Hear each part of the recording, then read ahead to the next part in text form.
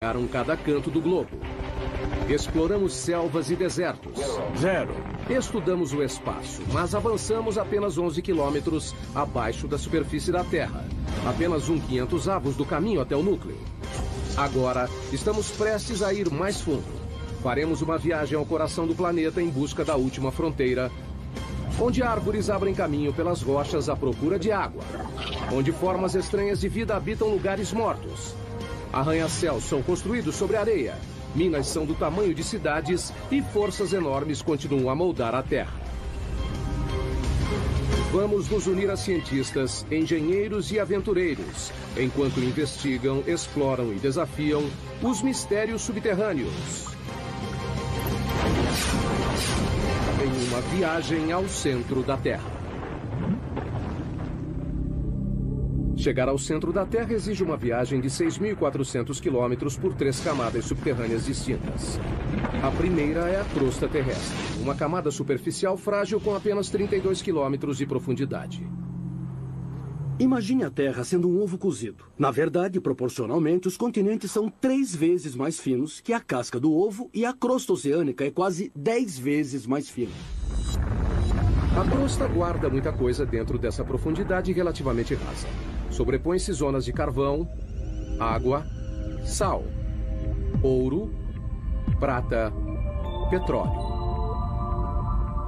O mais interessante para nós que vivemos na superfície da Terra é que ou plantamos algo ou extraímos. Então, grande parte do nosso mundo vem do subsolo de diversas formas.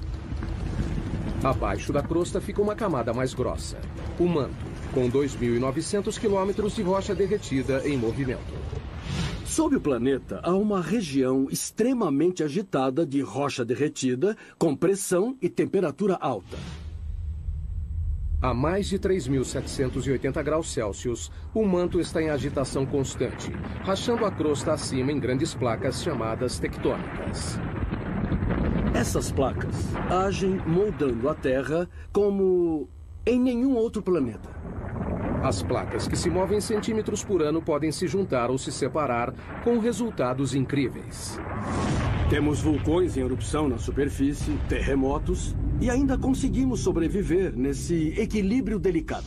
Por incrível que pareça, vulcões são fonte de riqueza e fertilidade. São os vulcões que trazem nutrientes e materiais para a superfície da Terra.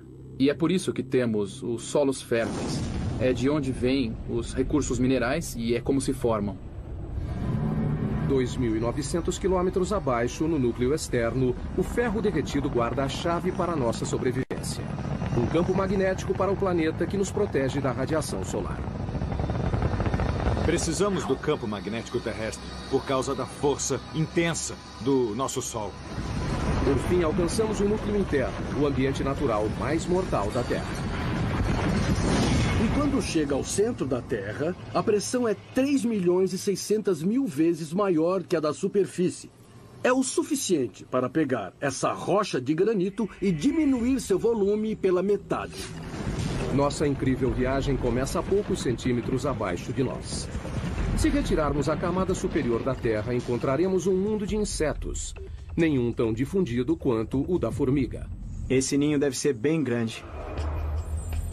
Formigas construíram incontáveis ninhos sob a superfície de todos os continentes, exceto na Antártica. Dá para ver formigas saindo por cima. Parece que algumas delas carregam larvas. Formigas existem há 120 milhões de anos. São anteriores a dinossauros como o tiranossauro. Dividiram a Terra com estegossauros e tricerátops. São 140 mil formigas para cada humano. Eu não conheço outro inseto social que seja tão difundido. É uma sociedade que se estende por trechos imensos do ambiente terrestre. Formigas são rápidas. A velocidade delas é equivalente a um humano correndo a 65 km por hora. E são fortes. Podem levantar até 20 vezes o próprio peso, como um homem adulto levantando um carro. Mas o que mais fazem é construir ninhos. Surpreendentemente, uma tarefa crucial para os humanos. Os ninhos ajudam o ar e a água a penetrar no solo, mantendo-o fresco e fértil.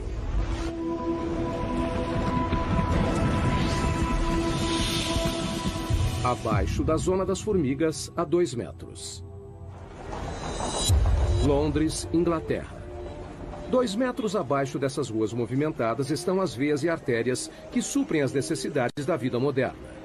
45 mil quilômetros de rede de gás. 31 mil quilômetros de cabos elétricos.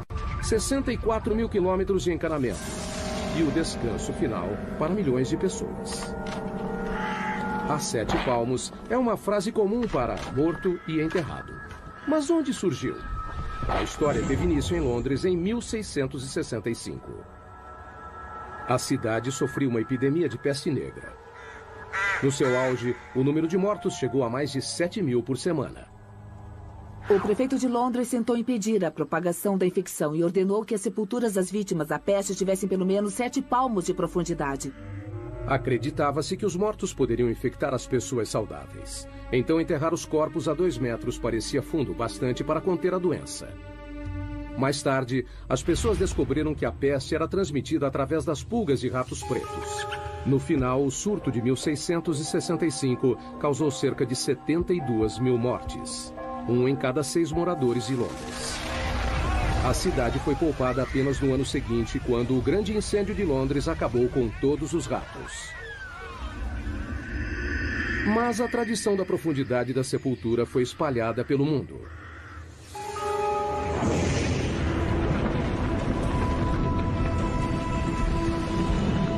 Mais a fundo, outro pequeno passo em nossa viagem ao núcleo.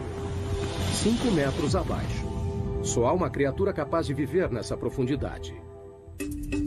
Esses túneis são o lar do cão da pradaria, o maior cavador do mundo. Um animal que tem um impacto surpreendente em nosso ecossistema. Os cães da pradaria adultos têm 30 centímetros e pesam cerca de 1,5 kg, mas no subterrâneo são literalmente escavadeiras. Eles empurram a terra com a mão ou chutam a terra com as patas. E a parte mais interessante é que usam a cabeça como uma britadeira. Uma toca pode ter 5 metros de profundidade e mais de 90 metros de comprimento. É maior que um campo de futebol. E também incrivelmente complexa. O projeto incorpora um sistema de condicionamento de ar sofisticado. 2 entradas de diferentes alturas criam um vácuo parcial que puxa o ar pela entrada mais baixa e empurra para fora pela mais alta. Então, a toca é um sistema bem complicado. Eu acho que não existe outro animal que tenha um sistema tão complicado. Essas pequenas criaturas têm uma importância inesperada para outros animais. Muitos outros animais dependem dos cães da pradaria para sobreviver. Por exemplo, essas tocas têm um impacto importante no modo como a água e os nutrientes circulam no ecossistema da pradaria. A grama com elas é mais nutritiva. O terreno se beneficia com a presença de cães da pradaria. A escavação traz ar para o solo e os dejetos ajudam a fertilizá-lo. No início de 1800 havia 400 milhões de cães da pradaria, mas os fazendeiros os viam como peste e atiravam-os e envenenavam. Hoje existem menos de 100 milhões. Péssima notícia para as áreas onde vivem. Eles não fazem mais parte do ecossistema da pradaria como faziam antes, há 200 anos, porque não há número suficiente para povoarem o local e terem o impacto que precisamos. Então teremos mais corujas buraqueiras, os bisões irão se alimentar, as salamandras também. Por um lado, eles não estão ameaçados, mas o ecossistema da pradaria, como deveria ser e como era há 150 anos, esse está ameaçado.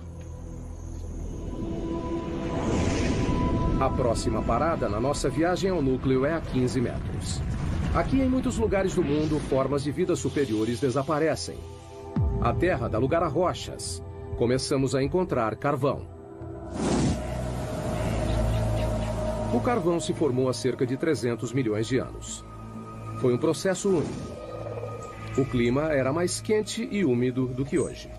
Um grande pantanal dominava as regiões equatoriais da Terra. Com a queda de árvores e apodrecimento da vegetação no solo pantanoso, sedimentos sobrepostos foram comprimidos em rochas. Hoje, o carvão gera 1/3 da eletricidade do mundo. 7 bilhões de toneladas por ano são produzidas mundialmente. As maiores minas de carvão estão na China, Rússia e Estados Unidos. Só o estado da Pensilvânia produz 1% do fornecimento mundial. 1.500 pessoas viviam na cidade de Centralia, na Pensilvânia. Era uma pequena comunidade idílica.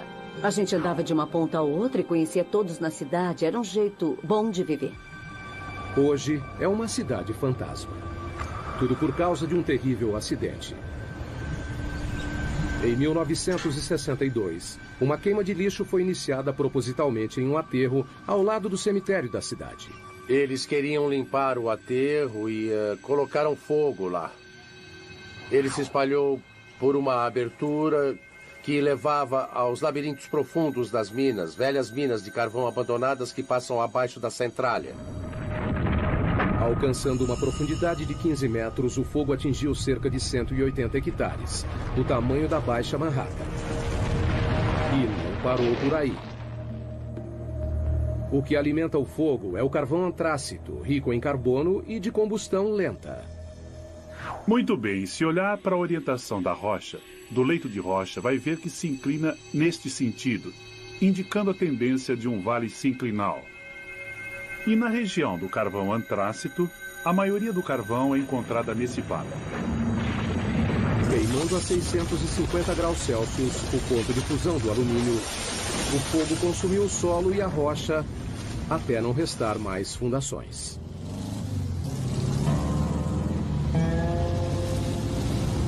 Hoje, o que era a Avenida Locust, a principal rua de Centralia, virou o trecho de uma estrada rural. É difícil imaginar que aqui era o centro da cidade. Temos aqui uma fotografia de como era a Centralia desse ponto, onde nós estamos agora. Era aqui que John Coddington tinha um posto de gasolina e, olhando ali na frente, aquela árvore morta é a mesma árvore dessa foto. E as ruas eram lotadas de casas, era, sabe, uma do lado da outra. E agora não existem mais, todas estão... a natureza está reivindicando o lugar e não sobrou muito do que a cidade costumava ser. Essa casa, na Avenida Locust, do outro lado do posto de gasolina, pertencia a Bob Gadinsky. Em 1977 era uma única casa que minha esposa e eu adorávamos demais. Ficava em uma comunidade que era extremamente unida. Mas como pode ver hoje, não há nada além do mato que cresceu. Com o passar dos anos, o fogo ficou mais forte, mais ousado, chamuscando a paisagem, carbonizando as árvores, tudo do subsolo. Além do calor e da fumaça, o fogo emitia gás nocivo, como ainda faz até hoje. Tem monóxido de carbono, dióxido de carbono, sulfeto de hidrogênio e dióxido de enxofre. Então não é recomendável respirar este ar por causa desses gases que estão presentes. Quando as ruas começaram a se desintegrar, o governo federal interveio. Em 1984, o Congresso financiou uma evacuação voluntária. A maioria dos cidadãos de Centralia se mudou para nunca mais voltar. Era preocupante viver em cima do desastre. A gente se sentia preso. Eu estava preocupada com a segurança das crianças, então procurei sair o mais rápido possível. O fogo subterrâneo venceu. Our journey continues, moving deeper toward the Earth's core. Giant machines bore their way through a mountain. And engineers build the world's tallest skyscraper in a pile of sand. We're taking a journey to the Earth's core. Along the way, we'll encounter amazing animals, breathtaking feats of human endeavor, incredible engineering, and awesome natural wonders. De 15 para 150 metros subterrâneos. Agora a Terra já deu lugar ao leito de rocha. Essa é a zona de construção. A camada onde a maioria dos grandes projetos de construção do mundo toma forma. Como os metrôs. Existem 52 sistemas ferroviários subterrâneos no mundo. O mais extenso fica em Xangai, na China, com 420 quilômetros de trilhos, 55 quilômetros a mais que o de Nova York. Mas o túnel de metrô mais profundo é o de São Petersburgo, na Rússia, a 104 metros, quase a altura da Estátua da Liberdade. Antigamente os túneis eram cavados assim, ou assim. Agora eles usam isso. A tuneladora, também conhecida como tatuzão. A tuneladora foi usada pela primeira vez em 1956 para cavar o túnel de esgoto do rio Humber, em Toronto. A máquina tem 120 metros de comprimento. A cabeça de corte tem 15 metros de diâmetro e gira 3 vezes por minuto para escavar a rocha. Um feixe de laser a mantém no caminho. Conforme as tuneladoras avançam, anéis de aço e lajes de concreto são instalados. Como uma fábrica móvel, ela corta a rocha à frente e deixa um túnel finalizado para trás. A tuneladora é o segredo por trás de alguns dos maiores túneis do mundo, como o túnel base de São Gotardo, que liga a Suíça e a Itália através da cordilheira mais alta da Europa, os Alpes. Em seu lugar mais profundo, o túnel está a 2,5 km abaixo dos picos da cordilheira. Com 58 quilômetros, é o túnel ferroviário mais comprido do mundo. A construção começou em 1996. Foram utilizadas 4 tuneladoras que perfuraram 2 túneis paralelos simultaneamente dos 2 lados, através de 24 milhões de toneladas de rocha. Demorou 14 anos, mas, em outubro de 2010, o projeto foi finalizado. Antes, os caminhões levavam 4 horas para chegar de Zurique, na Suíça, até Milão, na Itália. O túnel diminuiu o tempo de viagem em 90 minutos. Um leito de rocha pode ser um empecilho para os engenheiros, que precisam atravessá-lo para construir um túnel, mas esse mesmo leito é necessário para a base dos edifícios mais altos do mundo. Nova York, cidade dos arranha-céus mais antigos e famosos do mundo. Para manter esses prédios monstruosos em pé, engenheiros ancoraram as fundações no leito de rocha, montaram uma plataforma e construíram por cima. Na verdade, o horizonte de Manhattan espelha o leito de rocha abaixo. O método de ancoragem sustenta diversos arranha-céus, incluindo o prédio mais alto do mundo. O Burj Khalifa, em Dubai, tem 823 metros de altura, com uma fundação de 50 metros de profundidade. Mas um arranha-céu pode ser construído onde não há um leito de rocha? É um desafio que os engenheiros enfrentam na próxima parada de nossa viagem. 115 metros no subsolo, embaixo de um dos edifícios mais altos do mundo, o Petronas Towers, em Kuala Lumpur, Malásia. Incrivelmente, essas imensas torres de concreto e vidro não ficam no leito de rocha, mas sim na areia. Nunca construa casas da areia. Bom, provamos que casas podem ser feitas da areia com as técnicas de engenharia certas. A construção começou em 1996. Os 2 edifícios foram projetados com 88 andares, 460 metros de altura. Cada um pesaria em torno de 300 mil toneladas. No começo, a ideia era colocar as fundações em leito de rocha, mas análises revelaram que a rocha abaixo do local de construção se curvava acentuadamente para baixo, como um penhasco subterrâneo de quase 185 metros. Se continuassem, as torres ficariam metade sobre o topo do penhasco e metade fora. Um convite para o desastre. Se mantivéssemos a posição original, não haveria a torre desabaria. O local da construção estava em uma área confinada do centro. Não havia espaço para construir as 2 torres inteiramente no leito de rocha. Então, decidiram erguer toda a construção fora do leito de rocha.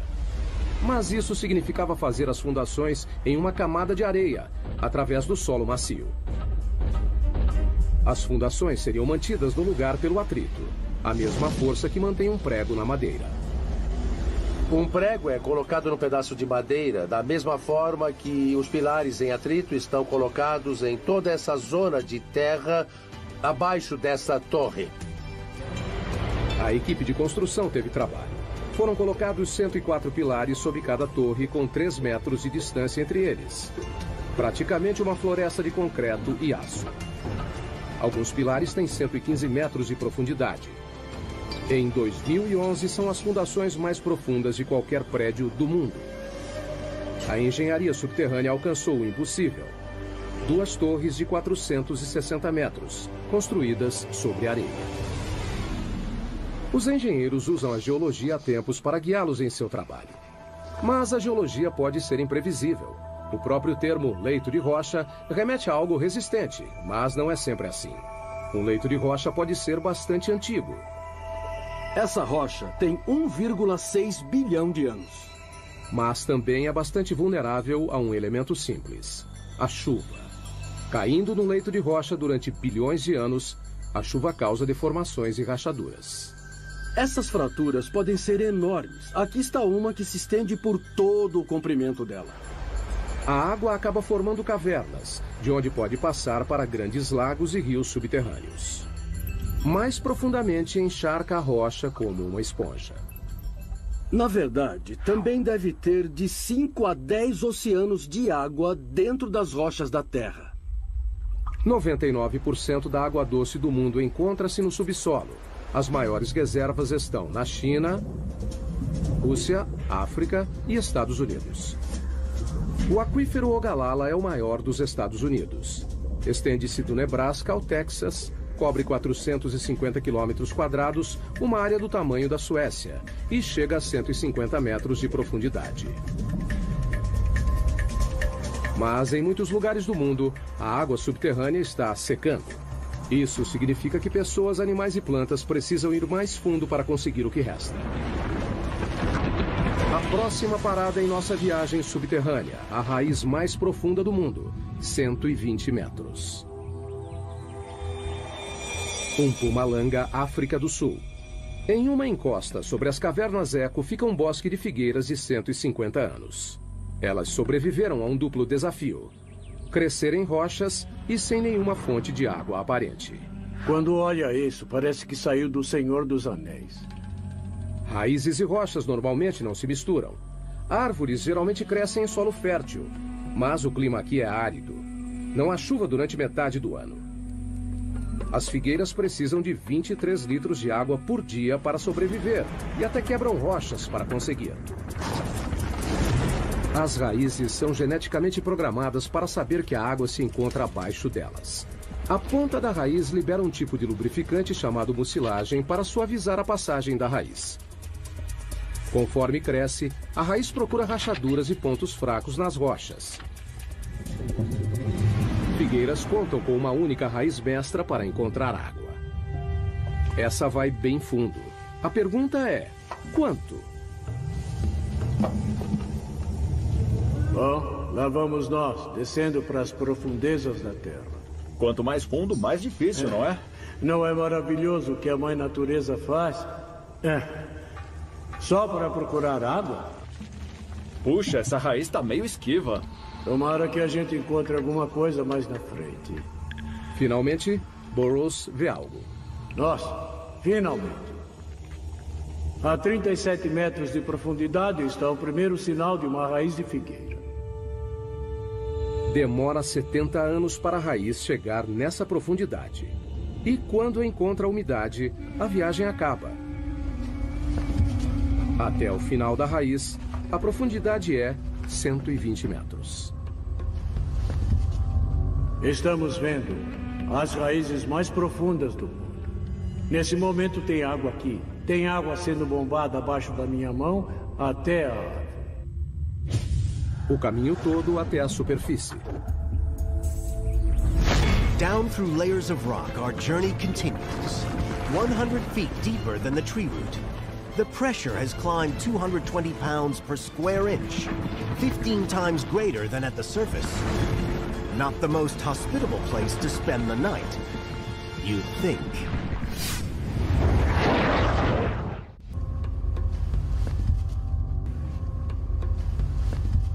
Depois dos mamíferos subterrâneos, túneis artificiais e da raiz mais profunda, entramos na área dos minerais.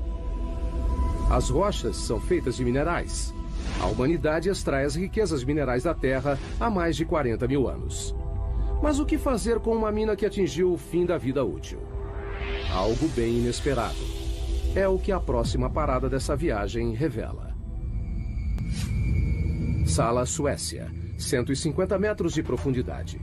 Desde 2006, uma antiga mina de prata é o local da suíte de hotel mais procurada do mundo. Apesar de decorada com prata e com uma sala de jantar exclusiva, O banheiro mais próximo fica na superfície. E a temperatura ambiente é de 4 graus.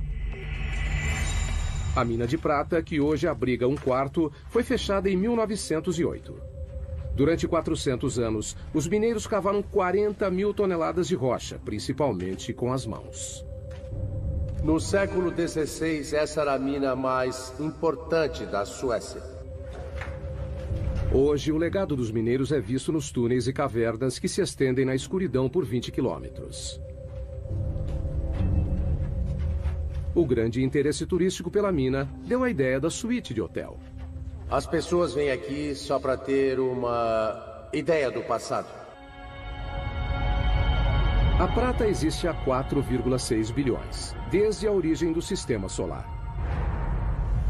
Foi formada a partir de partículas minerais lançadas no espaço pela explosão de estrelas, capturadas no turbilhão de poeira dos planetas embrionários, fundidas em pepitas puras pelo calor e água do subsolo. Hoje, a prata é extraída na Austrália, China, Europa e nas Américas, somando 20 mil toneladas por ano. Em Sala, a água que ajudava a criar a prata da mina ainda está lá. Metade da mina é cheia de água. Enquanto a mina funcionava, bombas levavam a água para ser filtrada. Mas isso acabou.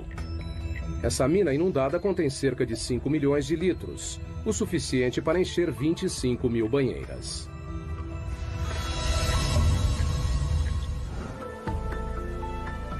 Marco e Tatja Hannistow alugaram a suíte de hotel subterrânea para comemorar o 15º aniversário de casamento. Tá certo? A ideia foi dela. Perfeito. Bom, eu queria fazer uma grande surpresa para ele. E alguma coisa especial. Vamos lá? O elevador leva 4 minutos e meio, avançando 60 centímetros por segundo para chegar na suíte de 150 metros abaixo. Marco está com dúvidas. Eu tô nervoso. Ficar embaixo da terra sozinho? Não, quase sozinho. Eu vou. Olha só, o casal chegou ao seu destino. Uau!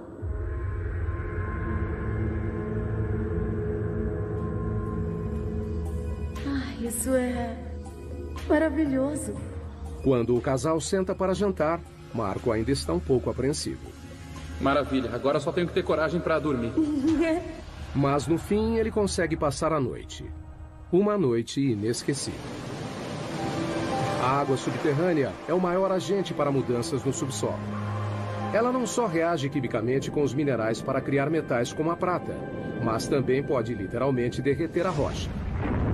Cidade da Guatemala 2010. Um estrondo repentino, queda de alvenaria. Quando a poeira baixou, a única coisa que restou foi um buraco enorme. Com 30 metros de profundidade e 20 metros de largura, um quarteirão inteiro desapareceu. A cidade da Guatemala é construída sobre calcário poroso. O fluxo de água subterrâneo dissolveu a rocha, deixando somente uma camada superficial frágil, que poderia ceder a qualquer momento. Inacreditavelmente, o desabamento tirou apenas uma vida. Mas já é o segundo grande buraco na cidade em 3 anos. As dolinas, como são chamados, são assustadoras e às vezes mortais, mas alguns podem fornecer muitos dados científicos. A próxima parada em nossa viagem subterrânea também é na América Latina, a 335 metros. Zacatón, México. Nessa dolina cheia de água não há espaço para a vida. Abaixo da superfície plácida não há ar. Mas uma forma de vida cresce aqui, micróbios. E eles são bem estranhos. Todas as bactérias e formas de vida precisam sobreviver num ambiente anaeróbico, o que acaba levando a formas de vida incomuns. Em 2006, a NASA enviou uma equipe para estudar os micróbios de Zacatón. O primeiro passo foi descobrir o formato do interior da dolina. Não sabíamos o tamanho e nem a profundidade. Era tudo uma grande incógnita. Então trouxeram uma nova tecnologia. Um robô em formato de ovo projetado para ir aonde outras sondas não conseguiam. Eles o apelidaram de Depth X. Ele tem propulsores em todas as direções, então pode ir para todos os lados, consegue girar e fazer qualquer movimento necessário para encontrar o caminho num ambiente tridimensional. O Depth X tem 2 metros de largura e 1,5 de altura, quase do tamanho de um quadriciclo.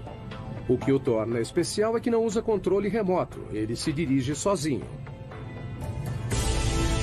Assim que some da superfície, fica completamente por conta própria. E nesse período, então, ele precisa tomar as decisões sozinho. Para enxergar, o robô depende do sonar, uma tecnologia desenvolvida no início do século XX para emitir ondas sonoras potentes pelas paredes e o chão da dolina. Como um morcego voando em uma caverna escura, o robô cria um mapa em 3D, atualizado e contínuo em sua memória. A habilidade do Depth X em pensar por conta própria foi algo pioneiro na engenharia robótica. Para poder mapear, para coletar uma amostra ou voltar para a superfície, são escolhas que dependem somente dele. Depois de 50 mergulhos, o Depth X conhecia cada centímetro do lugar. As pessoas se perdem em grutas e não sabem se estão na segunda ou terceira interseção. Um robô como o Depth X faz um bom trabalho para distinguir dessas situações confusas e, em alguns casos, faz melhor que as pessoas. Em pouco tempo, os segredos de Zakaton foram desvendados. Sabemos que é quente. Talvez existam aquíferos termais alimentando Zakaton. Mas a maior surpresa foi a descoberta de mais de 100 tipos de bactérias, incluindo 6 novas espécies de micróbios chamados de arqueia, que têm um estilo de vida estranho, à custa de enxofre. Uma das árqueas tinha enxofre dentro do organismo, então estava metabolizando o enxofre, o enxofre da água e usando como fonte de energia. A descoberta confirma que a vida não precisa das mesmas condições da Terra para se desenvolver. Um dia, um descendente do Depth X pode acabar fazendo uma viagem pelo espaço. Veremos esses exploradores avançando, indo para lugares que as pessoas não podem ir. Em lugares como a Lua de Júpiter, Europa, na busca por uma forma de vida similar em outro mundo. Há muitas dolinas na América Latina, principalmente no México. Só na província de Yucatán há mais de 3.000 delas. Algumas contêm água, outras não. Mas nenhuma delas pode ser comparada à nossa próxima parada da viagem. O poço vertical mais profundo do mundo, a Caverna das Andorinhas.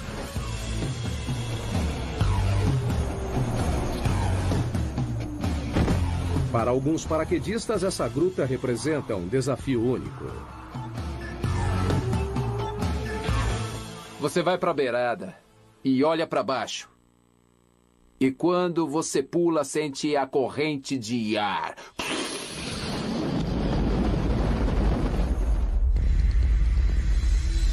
430 metros de profundidade.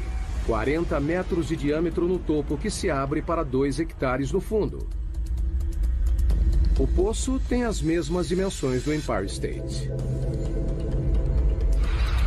A Caverna das Andorinhas recebe esse nome por causa das aves que fazem ninhos em suas paredes superiores. Milhões delas saem ao amanhecer e voltam ao anoitecer. Mas o que é fácil para os pássaros é difícil para um paraquedas. A posição e a noção de tempo são tudo. No subterrâneo, os paraquedistas correm o risco de ficar desorientados. Quando salta para o subterrâneo, as paredes te cercam. Vai encarar uma parede o tempo todo. O paraquedista tem 6 segundos e meio para puxar a corda. Se demorar mais, não haverá tempo do paraquedas abrir. A queda é de 37 metros por segundo. Acertar o chão nessa velocidade é como bater o carro contra uma parede de tijolos a 130 km por hora. Mas e para voltar à superfície? Nós prendemos em uma corda de resgate amarrada a uma manivela e podemos subir 2 paraquedistas em 10 minutos. Daí repetimos tudo. On our next stop on the journey, we're going 1,800 feet underground to mine a mineral that no one can live without. Seguindo em direção ao centro da Terra, estamos em busca de minerais. Nossa próxima parada, a maior mina de sal do mundo em Ontário, Canadá. A mina Sifto, a 550 metros. O sal é uma espécie de rocha composta de sódio e cloro. É tudo o que restou do oceano que uma vez cobriu a Terra. Por causa das mudanças climáticas, ele evaporou. Um adulto normal precisa consumir uma colher de chá por dia ou corre o risco de ficar doente, em coma e até morrer. Então, não é surpresa que as primeiras minas de sal tiveram início há mais de 14 mil anos, onde hoje é a Áustria. Em todo o mundo, mineiros extraem 260 milhões de toneladas por ano. As maiores jazidas estão na China, Rússia e Canadá. A mina Sifto foi aberta em 1959 e fica a 530 metros abaixo da cidade de Goderich, em Ontário, e se estende por baixo do lago Huron. A maioria das minas consiste em túneis pequenos sustentados por vigas e pilares chamados de escoras. Sifto parece mais uma cidade subterrânea. Suas vastas cavernas cobrem mais de 7 quilômetros quadrados, quase o tamanho do centro de Manhattan. Tem até suas próprias lojas e escritórios. O teto baixo diz aos mineiros que estão próximos do alvo, onde estas serras enormes entram em ação. Nós escavamos túneis com 4 metros de altura e 20 de comprimento. As lâminas de 3 metros cortam as rochas enquanto giram 1.500 vezes por minuto. O ar fica denso com a poeira. O barulho é ensurdecedor, mas está prestes a aumentar ainda mais. Eles vão perfurar e explodiremos o local de 18 metros de largura por 18 de altura. São cavernas enormes.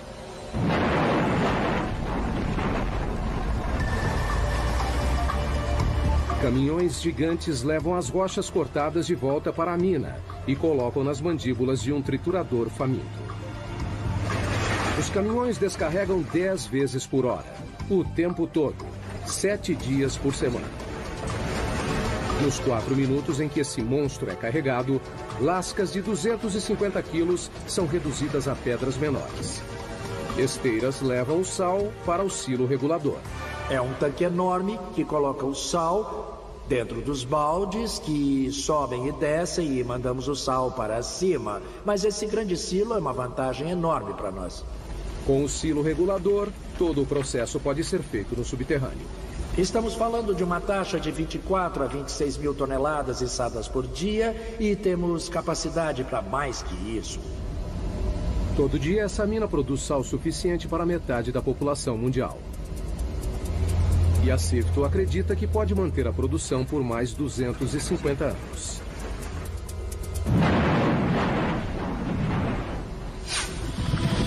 Nossa próxima história nos leva a 180 metros abaixo da mina Sifto, uma outra mina de sal em Sondershausen, Alemanha. Essa mina recebe um evento atlético diferente. A maratona mais profunda do mundo. Corrida subterrânea. Esse pessoal é louco. Correr uma maratona subterrânea é uma experiência muito diferente de correr na superfície. A gente não se sente livre. Na floresta sente o vento e todo o resto, mas no subterrâneo não. As condições são extremas.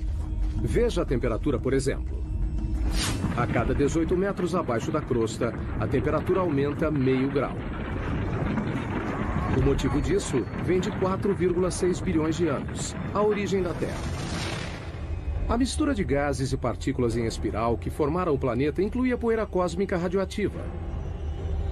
Depois de comprimida em rocha, sua energia radioativa foi liberada na forma de calor, que continua até hoje.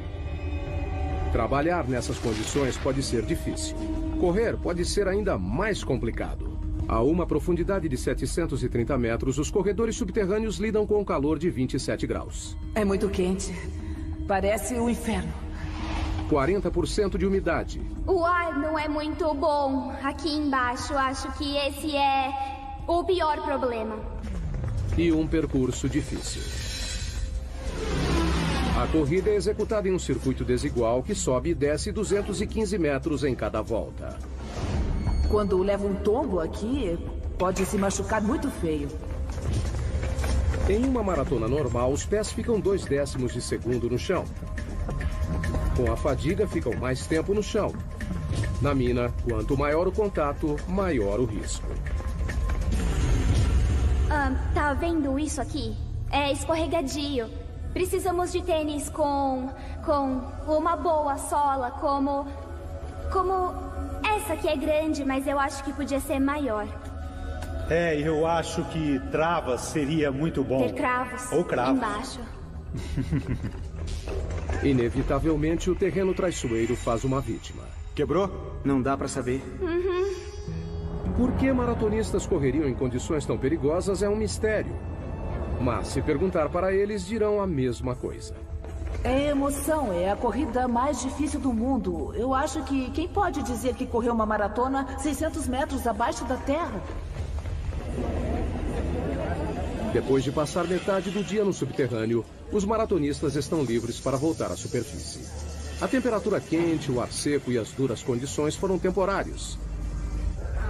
Mas para 33 mineiros chilenos em 2010, sair não foi tão fácil. O teto do túnel desabou e os prendeu a 730 metros, a mesma profundidade da maratona. Os mineiros suportaram um calor de 27 graus, o ar denso com pó de rocha, escuridão e isolamento. Eles nem tinham certeza de que sairiam de lá.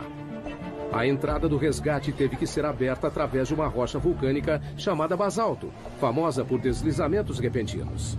Temendo provocar um novo desabamento, equipes de todo o mundo usaram tecnologia moderna para cavar a entrada do resgate. Foi um processo lento.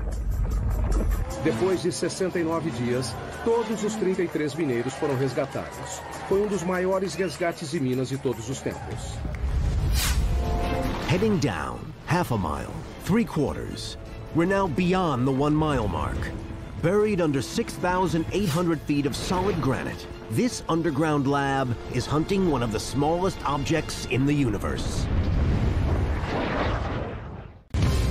Moving down, 1 mile under the Earth, we've seen world-beating feats of engineering, space-age robots, the minerals we need every day, and an underground marathon.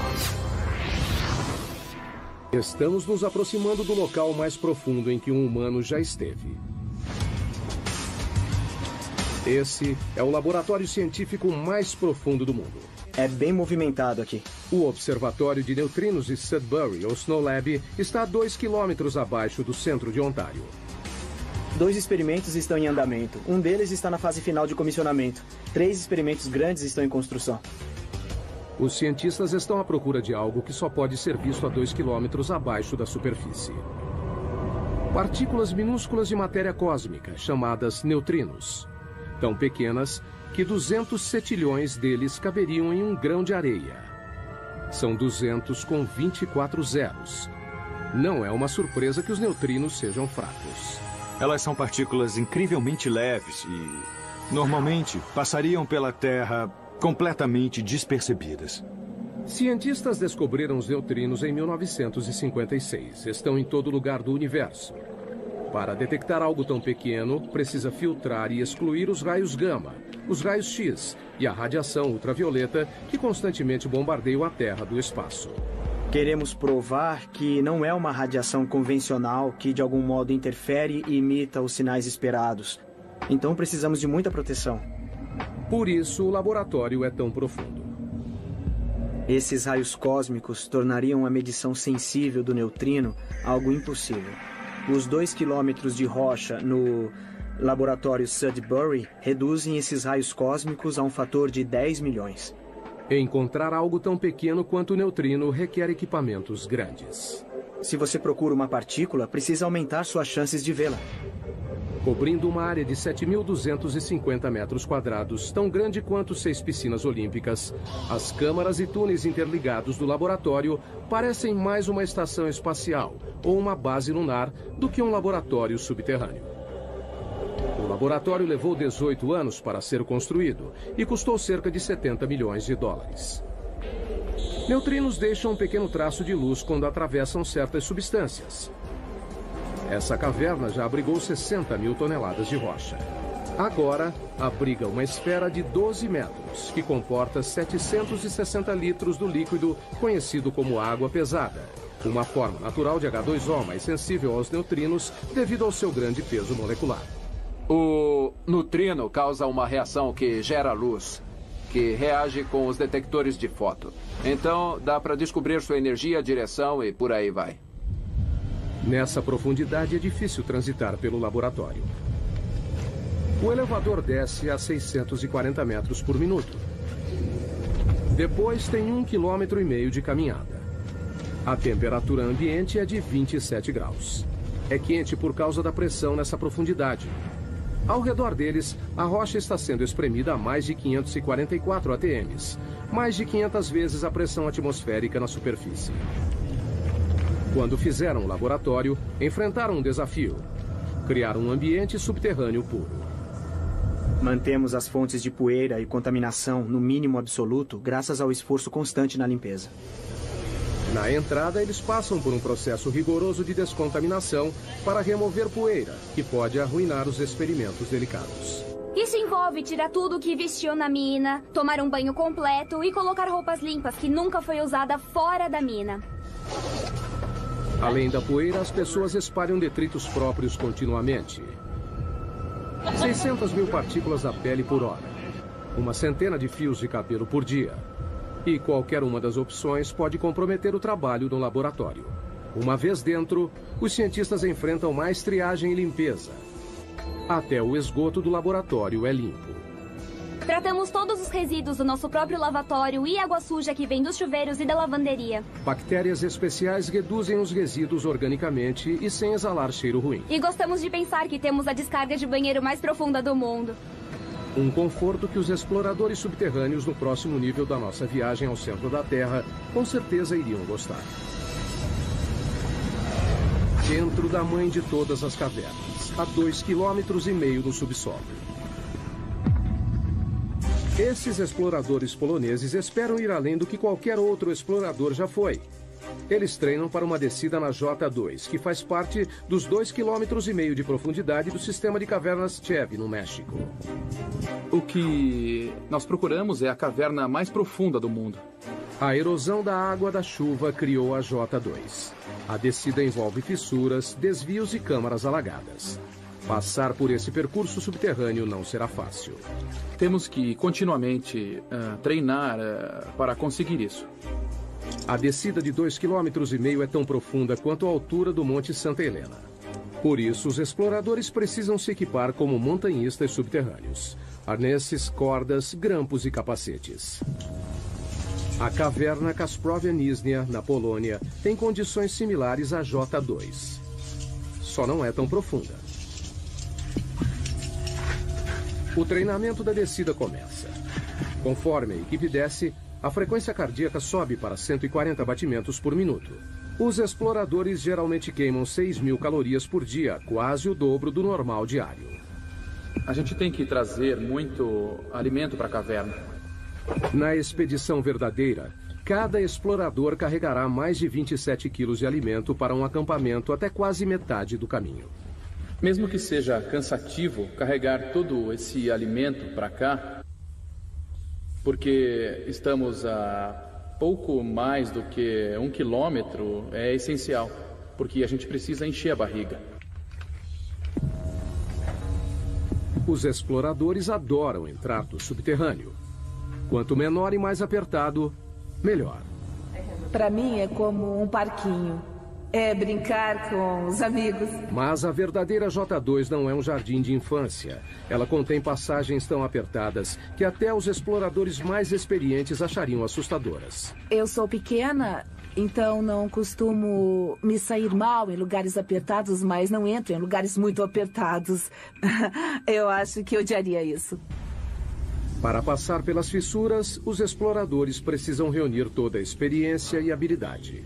Porque se você escorregar apenas 20 centímetros, você pode ficar preso em uma fissura. O que poderia ser fatal, já que o resgate não conseguiria chegar tão longe. A descida continua. Os exploradores seguem a viagem.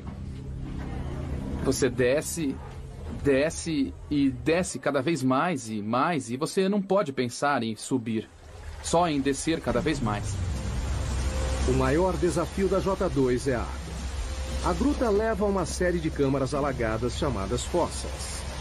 São 3 dias rastejando, pulando, escalando e descendo para chegar nesta passagem alagada, cheia de água, onde você precisa usar o equipamento de mergulho e então o jogo começa. Se chover enquanto estiverem no subterrâneo, a equipe corre o risco de ficar presa. Na última expedição, a J2, 2 equipes ficaram presas nessa caverna. Mas com o avanço do treinamento, uma volta para o México é uma perspectiva que ainda deseja. Nossa equipe era de 6 pessoas, nós descobrimos a entrada, então sinto como se fosse nossa caverna. A essa profundidade há ar e água, mas não há luz do sol. Por isso, os exploradores não costumam encontrar muita vida. Então, cientistas que procuram pistas sobre a origem da vida na Terra devem ir mais além. No fundo do mar. Aonde quer que vá, no fundo do oceano, vai encontrar água que carrega vida microbiana. No litoral de Vancouver, na Colômbia Britânica, o submergível Alvin faz o mergulho. Pensamos nos estudos como nossas missões da Apollo. Alvin é um mini submarino de águas profundas de 16 toneladas e 7 metros de comprimento. Ele leva uma equipe de 3 pessoas a 2,5 km de profundidade na busca por micróbios gerados no interior da Terra. Os micróbios não se parecem com nada na superfície. 75%, no mínimo, do conteúdo genético dessas vidas nós não conseguimos reconhecer. É isso que o Alvin procura. Água quente saindo debaixo do leito do mar, que é rica em micróbios. Estamos começando a entender que eles existem, só não entendemos direito exatamente como. Essas aberturas podem atingir temperaturas de 400 graus Celsius. São resultado do movimento das placas tectônicas. O litoral de Vancouver fica sobre a placa Juan de la Fuca, uma das mais de 12 placas que estão em constante movimento. Quando as bordas das placas se afastam, criam fissuras gigantes no leito do oceano. A água é sugada, aquecida no subsolo e então liberada por aberturas no fundo do oceano em um ciclo contínuo, trazendo os micróbios com ela. A equipe de Katrina não faz ideia de até onde existe vida dentro da crosta. Essa é uma das coisas mais surpreendentes. Não sabemos até onde há vida. Para descobrir, estão instalando sensores conhecidos como rolhas, em uma área de 3.240 km² do leito do mar, 2 vezes maior que o tamanho da cidade de Los Angeles. As rolhas de 2,5 metros são equipadas com monitores de pressão e temperatura. Foram colocadas em posição 460 metros abaixo do leito do mar, num total de 3.200 metros da superfície.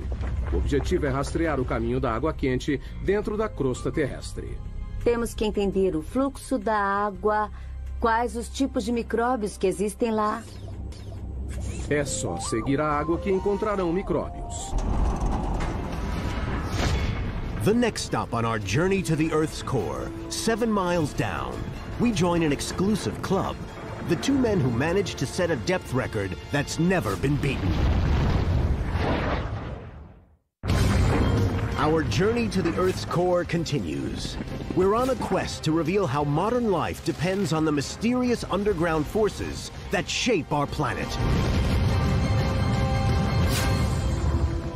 As riquezas minerais do planeta regem a maior parte da economia mundial. Quanto mais raro, mais os mineiros cavarão para encontrá-lo. Altona, África do Sul. Viajando a 16 metros por segundo, os mineiros levam 1 hora para descer os 3.000 metros até o fundo da mina mais profunda do mundo. A missão: achar ouro. O ouro é formado a partir da poeira cósmica, de um modo parecido com a prata, só que é mais raro. Menos de 200 toneladas foram extraídas desde o início dos registros históricos. A produção da Tautona, de 12,5 toneladas por ano, fornece metade da oferta mundial de ouro. Assim que o elevador abre, um sopro de vento quente recebe os mineiros.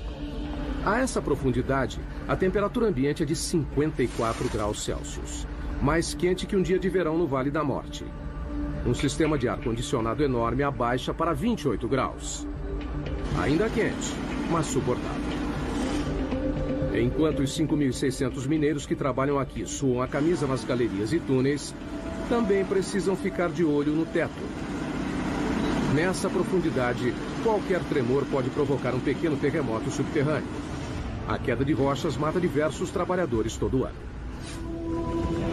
Na próxima parada da viagem ao centro da Terra, vamos 3 vezes mais fundo que os mineiros de Tautona, para o lugar mais profundo já alcançado por humanos.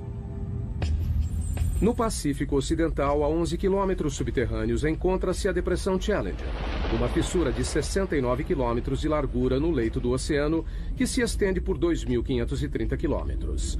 A mesma distância de Nova York a San Antônio, no Texas. E o perigo aqui não é o calor ou os tremores de terra, é a pressão.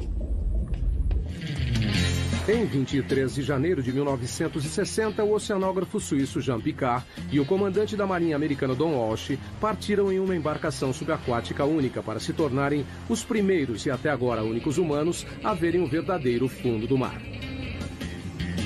Don Walsh revive a viagem histórica.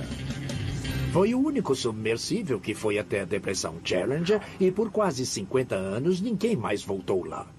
E por uma boa razão. A pressão a 11 quilômetros de profundidade é esmagadora.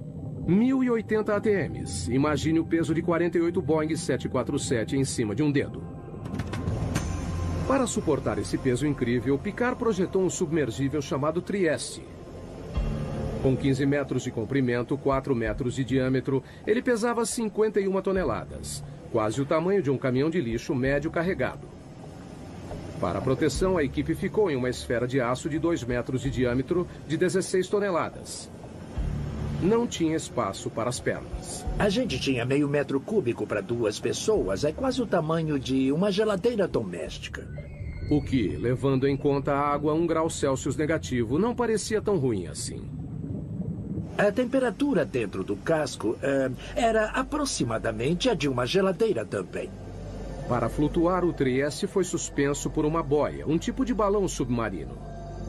Mas ao contrário de balões que voam no céu, a equipe não conseguiu usar hélio. Então decidiram usar outra coisa. Todos sabemos que petróleo é mais leve que a água, então o Trieste usou gasolina. Foram necessários mais de 85 mil litros de gasolina para conseguirem flutuabilidade. O suficiente para encher 500 tanques de carro. 8 da manhã, hora da ação. A descida começa. É um processo lento e cauteloso. O tamanho e o posicionamento das janelas da cabine do Trieste dificultam a visão. Esta é a janela de visão principal. É uma peça de acrílico de 18 centímetros de espessura e tem uma portinhola do outro lado da esfera com uma janela menor. E tem uma janela no tubo de entrada. A 200 metros, o Trieste mergulhou na escuridão. Eles atingiram o limite de penetração da luz solar. Mas a 910 metros, a natureza trouxe ajuda. A única coisa que iluminava o abismo era a bioluminescência dos animais e plânctons. Como se fossem vagalumes, eles carregavam a própria fonte de luz. Então parecia neve caindo de cabeça para baixo. Depois de mais de 1 hora, surgiu um problema. Houve um barulhão a 6 quilômetros. A 6 quilômetros submarinos, Walsh teve que verificar os equipamentos. Ouvimos o barulho, checamos todos os medidores internos e parecia tudo bem, então continuamos o mergulho. Mas então ele viu algo. Olhei pelo vidro da portinhola e vi uma rachadura assim na janela. A equipe estava a 1 passo da morte certa. Se o vidro interno tivesse rachado, teríamos morrido na hora, porque a pressão externa a 6.000 metros é de uns 680 ATMs. Então, teria sido imediato. Talvez nem notássemos. Mas a janela resistiu e eles decidiram soldá-la. Depois de quase 5 horas, o Trieste finalmente se aproximou do fundo. Walsh viu algo inacreditável. Um pouco antes de pousar, nós vimos um linguado. Animais vertebrados não deveriam viver nessa profundidade. Mas eles não tiveram a chance de investigar mais fundo. Assim que pousamos, uma nuvem enorme de sedimento subiu e só baixou depois de 20 minutos. A lama do fundo do mar os cegou. Foi como estar numa tigela de leite. Eles não tiveram escolha. A gente não via nada, não dava para tirar fotos e a lama não baixava. Decidimos voltar para a superfície. Para permitir que o Trieste fizesse a viagem de volta, Walsh controlou o peso soltando o lastro. A gente tinha 2 barris de lastro cheios de bola de aço e no fundo do barril tinha um eletroímã. Com o ímã acionado, as bolas ficaram no barril. Desligamos a força elétrica e elas desceram. Ao apertar um botão, o Trieste começou a voltar para a superfície. E entrou para a história. 11 quilômetros é o limite para a exploração humana.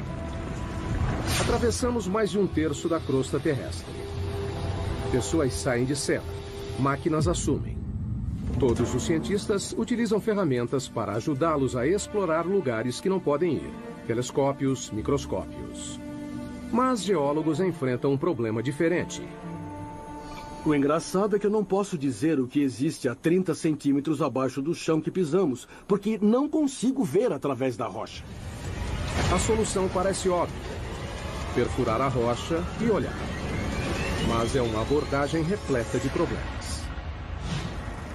Península de Kola, noroeste da Rússia, 1989. Em um ponto castigado pelo vento, na fronteira com o Círculo Polar Ártico, cientistas embarcam em um plano ambicioso. Com despesas enormes, um buraco incrivelmente fundo foi perfurado para alcançar o limite entre a crosta terrestre e o manto.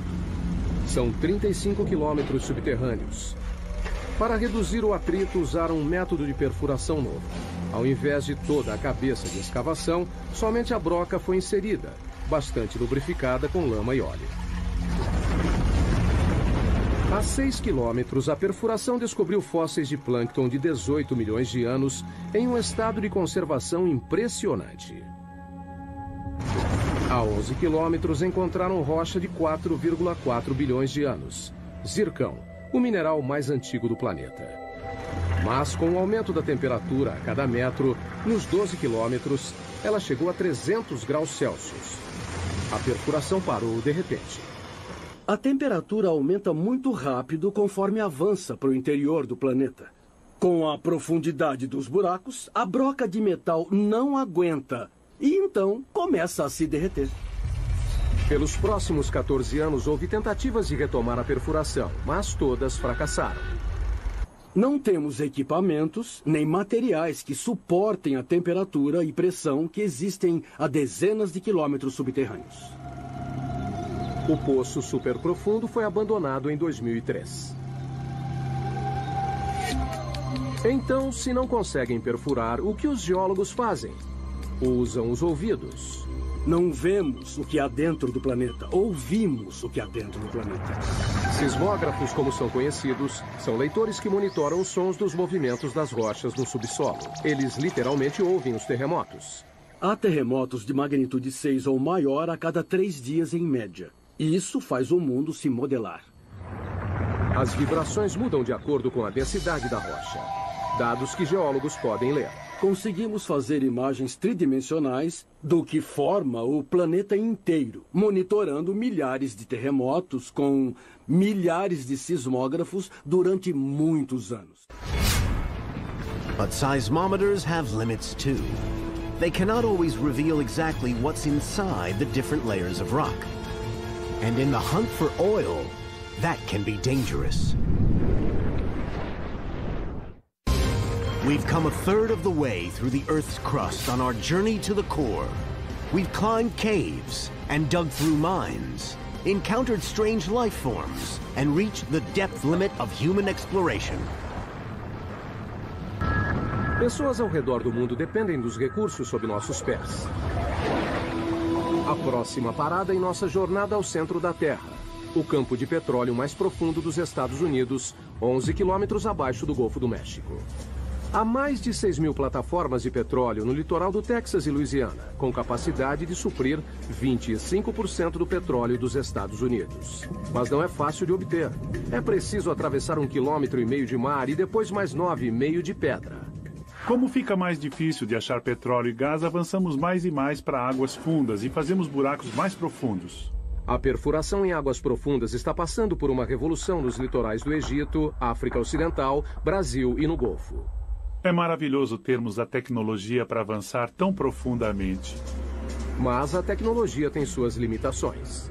Na primavera de 2010, uma plataforma chamada Deepwater Horizon perfurava um poço relativamente raso a 7 quilômetros no campo de Macondo, cerca de 80 quilômetros da costa da Louisiana.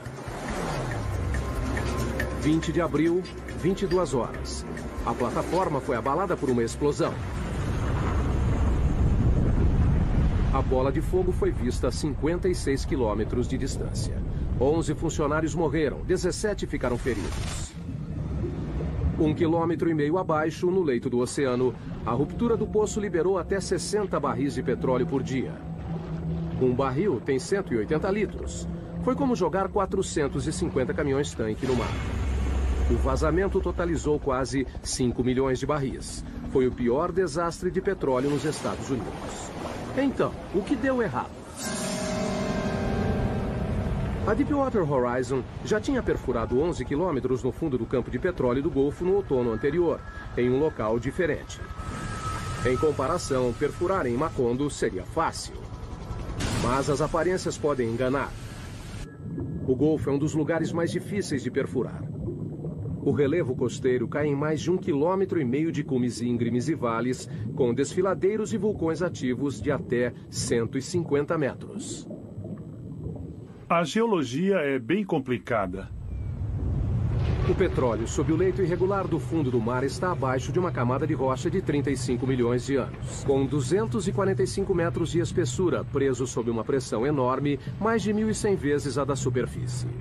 E tem também o peso das rochas, sobrepostas, pressionando, que faz a pressão do fundo do poço aumentar incrivelmente. Além da pressão, os perfuradores de petróleo podem encontrar perigosos bolsões de gás metano congelado, conhecido como hidrato. Se acidentalmente perfurar, isso pode ser um problema. Aquecido pelo atrito da broca, o metano explode o poço, liberando uma quantidade enorme de petróleo. Muitos pesquisadores associam a tragédia do Deepwater Horizon a um bolsão de metano congelado. A tecnologia de escaneamento convencional nem sempre pode detectá-los, e isso é um desafio para a exploração do petróleo. E ninguém sabe a quantidade existente porque é muito difícil conseguir uma imagem sísmica. Agora, os exploradores estão usando uma nova geração de sensores de fundo do mar para ajudá-los a detectar o gás congelado antes de se tornar uma ameaça. Literalmente, nós o descemos pela lateral do navio e ele afunda até o leito do oceano, usando uma âncora de concreto pesada, e fica lá por vários dias ou até vários meses. Ao contrário do sismógrafo padrão, esse sensor não mede as ondas sonoras geradas pelo movimento tectônico da Terra. Ao invés disso, detecta eletricidade. Medimos as propriedades eletromagnéticas do leito do mar, a condutividade elétrica. A eletricidade vem do campo magnético da Terra. Quando encontra a radiação do Sol na atmosfera superior, gera uma corrente mundial dentro da crosta, que alcança o núcleo externo da Terra. Mas ela é fraca. Medimos menos de 1 nanovolt no fundo do oceano. Os sinais que nos interessam são pequenos.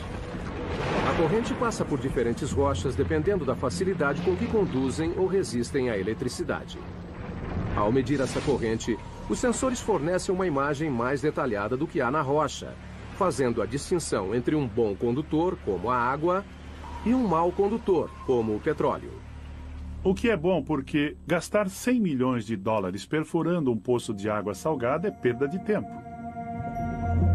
Como o petróleo, o hidrato de metano também tem baixa condutividade, mas existe a pouca profundidade abaixo do leito do mar. Para encontrá-lo, é preciso dar um choque na Terra. E é isso que esse instrumento que está na minha frente vai fazer. Eles o chamam de SUSY. da sigla em inglês para Instrumento Aquático de Energia Elétrica. Ele usa uma fonte de 2.000 volts com corrente de até 500 amperes. Um mini-raio, 5 milhões de vezes mais forte que a dose necessária para matar um ser humano. Nós descemos com um cabo de reboque atrás dos navios de pesquisa, muito próximo do leito do mar. Alimentamos com energia e ele gera uma corrente elétrica que é injetada na água por uma antena. E então eles medem o resultado. Uma leitura superficial que mostra uma rocha resistente à eletricidade pode significar que ela contém bolsões de hidrato. Só o tempo poderá dizer se o escaneamento eletromagnético ajudará a reduzir os riscos de explosões em campos de petróleo submersos. Enquanto isso, a técnica está sendo cada vez mais usada por cientistas. É como examinar uma panela de sopa fervendo e ver tudo o que está acontecendo. E revela muitas coisas sobre o movimento das rochas no interior da Terra. Com as imagens de alta resolução dos sismógrafos, podemos perceber pequenos detalhes do que acontece no interior do planeta, coisa que realmente não era possível durante muitos anos. Moving further down, 10 miles, 20 miles toward the bottom of the crust. Tectonic plates are on the move, triggering deadly earthquakes. While molten rock held rigid by pressure pushes at every crack and fissure, waiting for a chance to explode to the surface. Estamos quase na metade do caminho pela costa. Cerca de 5 quilômetros mais fundo do que qualquer ser humano já foi. Não é um lugar muito agradável. Aqui a temperatura da rocha é de 480 graus, quente o bastante para derreter vidro. A pressão é de 1.500 ATMs. E estamos à procura de terremotos. Em todo o mundo, as placas tectônicas se chocam e se curvam contínua e lentamente. Uma média de 2,5 cm por ano, quase a velocidade do crescimento das unhas. Mas na superfície, esse movimento pode ter um impacto devastador. Janeiro de 2010, Porto Príncipe, Haiti.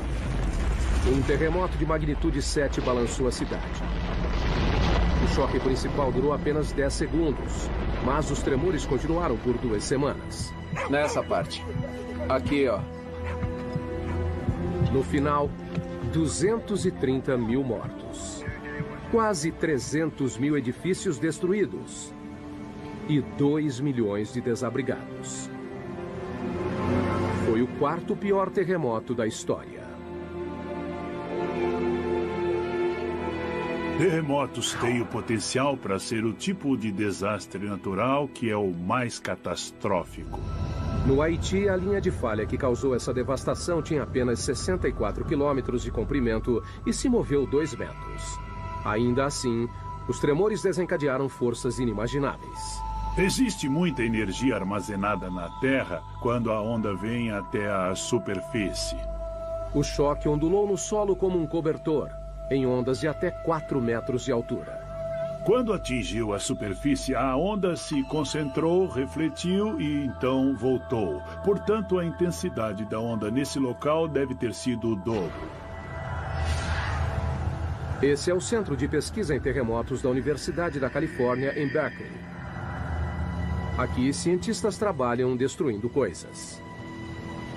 Esses são alguns modelos de teste de colunas de canto e pode ver que estão bastante danificadas. Essas pilhas de entulho são restos de testes de laboratório. O fruto do trabalho científico para criar o edifício perfeito à prova de terremotos. Cientistas descobriram que se um terremoto acontece uma vez, ele se repetirá no mesmo local. Não é uma questão de ser, mas de quando. Simulação. Na Califórnia, infelizmente, temos terremotos com bastante frequência e por isso nós queremos estar preparados para o próximo. As opções são se mudar ou se proteger. Simulação. Nós temos que nos preparar para os terremotos com projetos melhores. Durante um terremoto, o movimento mais perigoso não é para cima e para baixo, mas de um lado para o outro. Aqui, ó. nessa parte. Este engenheiro trabalha em um projeto para deixar as paredes mais resistentes aos movimentos laterais mortais que derrubam edifícios. Criamos um tipo de conexão aqui, então ela faz a transferência da carga lateral. Esses painéis são ligados por chapas de aço que recebem a tensão. As placas podem quebrar sem que a parede desabe. Os painéis são uma mistura de concreto e fibras de aço para os tornarem mais flexíveis e menos quebradiços. Foram projetados para serem danificados. A equipe de Berkeley usa uma variedade de equipamentos para submeter novos projetos a lentos processos de destruição. Este enorme bloco de concreto tem 8 metros de comprimento e 7,5 de altura. Pesa 300 toneladas. Há muita energia latente presa em toda essa estrutura. Quando esses 4 cilindros hidráulicos empurram o bloco, eles transferem a energia para as estruturas em teste. Nesse caso, as estruturas são as colunas e vigas semelhantes à de um arranha-céu. Ninguém sabe qual será o resultado. É a primeira vez que testamos algo desse tipo. O objetivo é levar tudo ao limite. O edifício é empurrado em uma direção e as vigas são giradas contra as colunas. O aço curvou, mas a estrutura sobreviveu. Um começo promissor para esse projeto. Mas a única maneira de ter certeza que a estrutura se manterá durante um terremoto é fazer um acontecer. Essa é uma mesa vibratória. A mesa vibratória nos dá a possibilidade de provocarmos um terremoto. Como o nome sugere, as mesas vibratórias atingem réplicas de prédios com tremores em escala real. Assim, nós podemos simular 6 tipos de movimento. A mesa pode balançar para frente e para trás, inclinar, ir para cima e para baixo, para os lados, para representar o que aconteceria em um terremoto. O objetivo não é analisar por que os prédios caem, mas por que continuam em pé. Uma das coisas que queremos ser capazes de fazer é prever quando uma estrutura desabará completamente ou desabará parcialmente. Os terremotos já mataram milhões. Mas o movimento tectônico que os causam também faz parte do ciclo mundial, que é crucial para a saúde do planeta Terra. A vida humana não teria se desenvolvido sem as placas tectônicas. As placas tectônicas criam terras, e sem elas, a superfície seria um imenso oceano. Nem existiriam animais terrestres. O ciclo da criação de terras praticamente deixa o planeta de cabeça para baixo. Isto é um homonoide, um fóssil do que viveu no fundo do leito do oceano. O que é notável nesta pedra é que apareceu na base do Monte Everest. E as forças envolvidas devem ter sido enormes e incríveis para trazer este pequeno homonoide do fundo do mar até um local bem alto do planeta.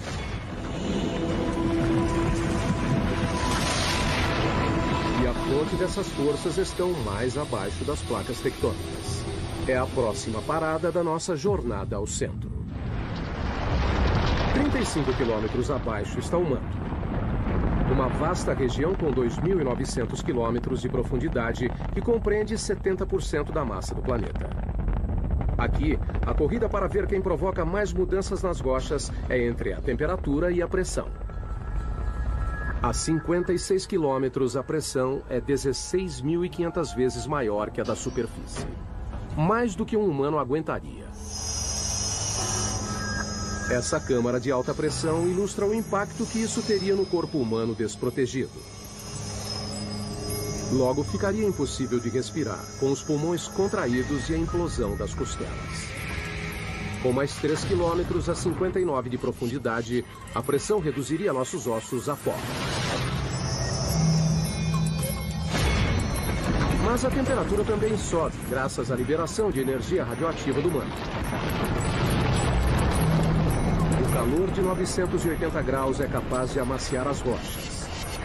Elas começam a se transformar em magma. Magma é o que acontece quando a rocha atinge a temperatura de fusão e vai do estado sólido para o líquido. Ela pode atravessar grandes distâncias de terreno quando é expelida para a superfície da Terra. Enquanto percorre a superfície, o magma se mistura com uma série de substâncias que o tornam ainda mais volátil. Magma é a combinação fascinante de rocha derretida e gases dissolvidos, como água e dióxido de carbono. Logo abaixo da superfície, o magma se acumula em lacunas e vácuos nas rochas, que os cientistas chamam de câmaras. A câmara mais profunda detectada até hoje fica 33 quilômetros abaixo de Oahu, Havaí. A maioria tem menos de 10 quilômetros. As câmaras lentamente se enchem de magma. Com o aumento da pressão no subterrâneo, o magma é forçado em direção à superfície. Uma hora o ponto de ruptura é atingido. O resultado, erupção vulcânica. Uma das imagens mais poderosas do interior da Terra é dos poucos lugares onde o interior vem para a superfície, como no vulcão. 500 milhões de pessoas no mundo vivem bem perto de um vulcão. Uma única erupção pode ser catastrófica. Vulcões podem subir bem depressa e, em alguns casos, levaram dezenas de milhões de anos para serem criados. Acontecem sem aviso, chegam a 530 graus e é quase impossível de serem parados. Abril de 2010. O vulcão Eiffel entra em erupção na Islândia. Liberou 99 milhões de metros cúbicos de cinzas, o bastante para encher 40 mil piscinas olímpicas. Uma nuvem de cinzas de 9 quilômetros foi para o ar. Espalhou-se por mais de 1.800.000 quilômetros quadrados, maior que a área do Alasca. A erupção provocou uma paralisação de 6 dias dos aviões em todo o hemisfério norte e segurou mais de 1 milhão de passageiros por dia. Os serviços voltaram ao normal depois de um mês. We're moving deeper, 1,800 miles down through the mantle toward the boundary with the core. Conditions here would vaporize a human being instantly. Yet here lies the protector of all life on Earth, a mysterious magnetic field. And beyond that, the goal of our journey, the center of the Earth. Estamos chegando ao núcleo externo em nossa jornada ao centro da Terra. Uma zona de 2.100 quilômetros de ferro derretido, imprensada entre o manto e o núcleo interno sólido.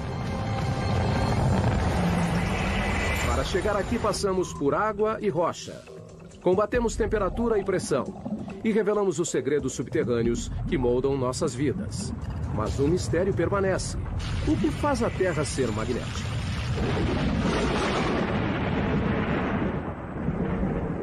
O campo magnético da Terra se estende por 72 mil quilômetros no espaço. Ele protege o planeta da força total da radiação solar. Um único brilho solar de 2 horas libera 10 bilhões de toneladas de partículas radioativas. Energia suficiente para abastecer os Estados Unidos por 10 mil anos ou evaporar nossa atmosfera. Sem o campo magnético para bloqueá-las, as partículas solares acabariam com a vida na Terra. Precisamos do campo magnético da Terra por causa da força intensa do nosso Sol. O campo se origina do núcleo externo rico em ferro. A próxima parada da nossa jornada, 2.900 quilômetros subterrâneos.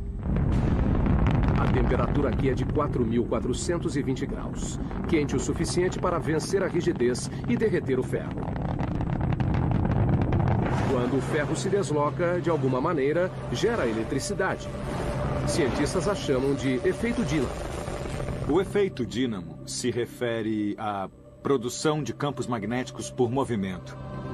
Mas, como a movimentação de ferro fundido abaixo da superfície gera um campo magnético, é um dos grandes mistérios da Terra. Não sabemos realmente como essa turbulência na movimentação de metal líquido dá origem ao dínamo. São apenas movimentos aleatórios. Essa esfera gigante pode fornecer respostas. É um modelo mecânico da Terra. Parte de um experimento da Universidade de Maryland que tenta descobrir por que a Terra é magnética. A esfera tem 9 metros de diâmetro, pesa 23 toneladas e tem rotação de até 130 km por hora. Nós tentamos conseguir a velocidade verdadeira e, assim, tentar imitar as condições de um planeta. O núcleo externo é feito principalmente do mesmo material da esfera: ferro, um bom condutor elétrico. O núcleo interno é magneticamente fraco. Ninguém sabe por quê. Mas, como um dínamo gigante, o movimento em torno dele cria um campo magnético. Claro que Lathrop não pode reproduzir as condições reais do núcleo externo. Não podemos chegar ao centro, então não dá para ver como acontece diretamente. Mas ele acredita que pode chegar perto. Para obter os resultados, ele precisa encher a esfera com 3.217 litros de um líquido. Até agora, só usou água. Mas planeja usar sódio líquido fervente. O sódio é inflamável. Temos que ser bem cuidadosos com os riscos de incêndio. Mas, além do ferro fundido, é o único material que pode fazer o trabalho. O sódio tem a vantagem de fundir a uma temperatura relativamente baixa e é um excelente condutor comparado ao ferro líquido. A esfera é o mais novo de uma série de experimentos. Começamos a construir experimentos do tamanho da mão, depois de uma bola de basquete, depois, sei lá, bolas de ginástica. Esse foi o maior até hoje. Mas até agora, assim como o campo magnético da Terra, o resultado do experimento ainda é uma incógnita. Nenhum dos experimentos anteriores geraram o próprio campo magnético, mas temos todos os ingredientes necessários para conseguir o dínamo.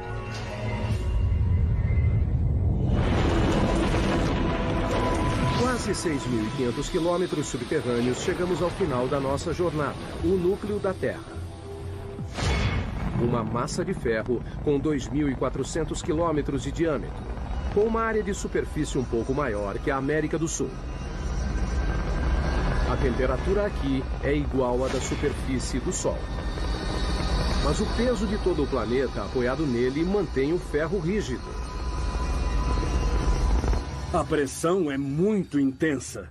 É mais que 3,5 milhões de vezes maior que na superfície. A mesma convicção que ajuda a gerar magnetismo também empurra o calor para a superfície no processo de resfriamento do núcleo. Quando a temperatura